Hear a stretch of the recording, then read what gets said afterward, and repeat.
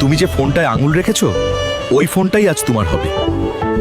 Sir, আমার মায়ের জন্য ওই ফোনটা দেন যেটা দরজার সামনে লাগানো আছে। এই নিন টাকা। এই বোকাচোদা দেখেই তো বোঝা যায় নালায়েক। 1000 টাকা দিয়ে আইফোন কিনতে এসেছে।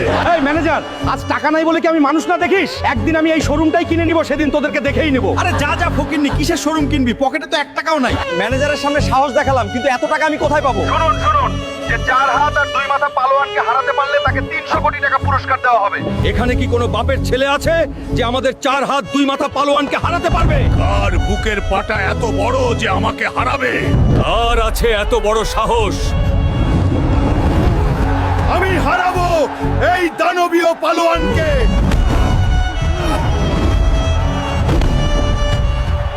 বন্ধুরা, তোমরাও যদি তোমাদের মাকে ভালোবেসে ঝুঁকি নিতে পছন্দ করো তাহলে জলদি লাইক, কমেন্ট আর সাবস্ক্রাইব করে দাও তো। হালকা এই বছর আমাদের কুস্তি প্রতিযোগিতায় বিজয়ী হয়েছে আমাদের হালকা। হালকা এই নাও 100 কোটি টাকা।